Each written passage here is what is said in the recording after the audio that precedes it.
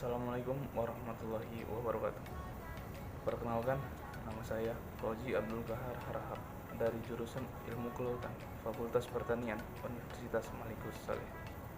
Baik, di sini saya akan menjelaskan mengenai tentang konservasi mangrove. Konservasi adalah sebuah upaya pelestarian lingkungan, akan tetapi masih memperhatikan manfaat yang bisa didapatkan pada saat itu dengan cara tetap mempertahankan sebuah keberadaan dari setiap komponen-komponen untuk pemanfaatan di masa yang akan datang. Konservasi merupakan suatu kegiatan manajemen antara kehidupan manusia dan sumber daya alam agar tercipta kehidupan agar bisa dipertahankan dan dilestarikan.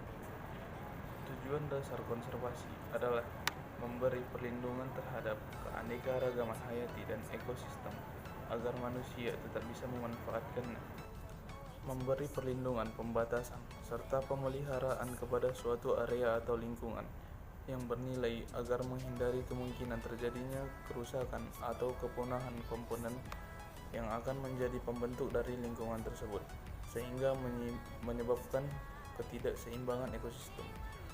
Manfaat konservasi dibagi menjadi dua, yaitu manfaat secara ekologi dan manfaat secara ekonomi. Nah, jadi di sini manfaat secara ekologi yaitu membuat keanekaragaman hayati bisa memperoleh perlindungan melalui keseimbangan ekosistem sehingga terbebas dari ancaman kepunahan. Manfaat secara ekonomi, jika kita bisa menjaga kelestarian ekosistem tersebut, kita bisa mendapatkan pendapatan dari ekosistem yang kita jaga, seperti membuat hutan mangrove yang dapat dikunjungi oleh masyarakat setempat atau masyarakat umum, sehingga hasilnya dapat terus dimanfaatkan. Jika suatu lingkungan tersebut rusak, maka mengalami resiko kerugian bisa terus meningkat.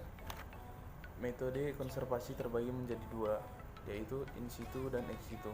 Nah, di sini konservasi in situ itu yaitu memelihara habitat atau ekosistem di tempat aslinya.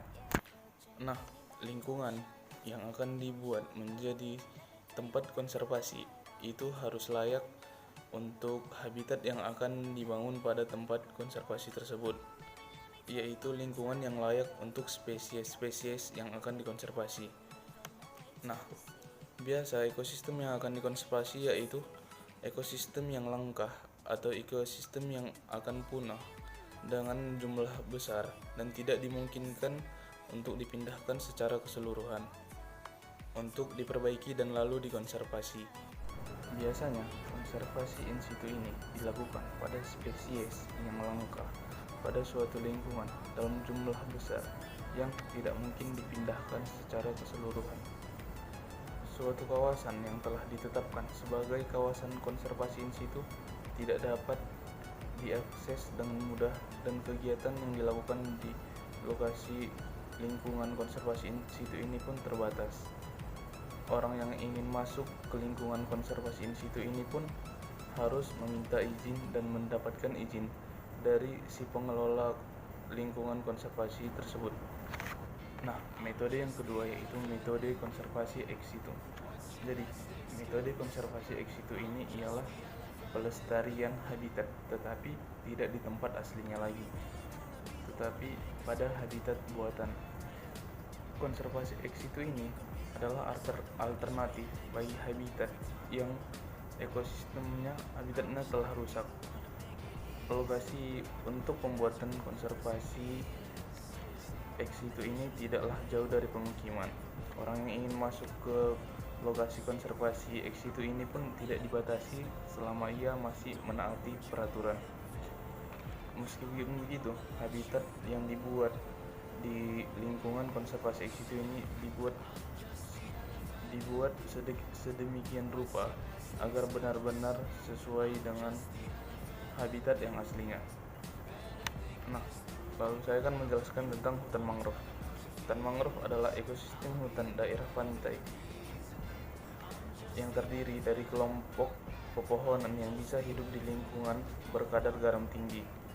Salah satu ciri dari pohon mangrove ini yaitu akarnya menyembul ke permukaan Penampakan mangrove ini seperti hamparan semak belukar yang memisahkan hamparan laut dengan daratan.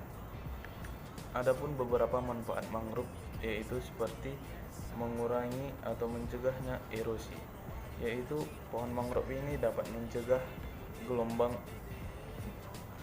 mencegah intrusi air laut, penahan angin laut, karena daun-daun mangrove dan batang yang lebat itu dapat mengurangi kuatnya angin laut menuju ke darat.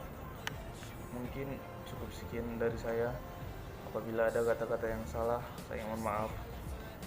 Wabillahi taufiq wal hidayah. Assalamualaikum warahmatullahi wabarakatuh.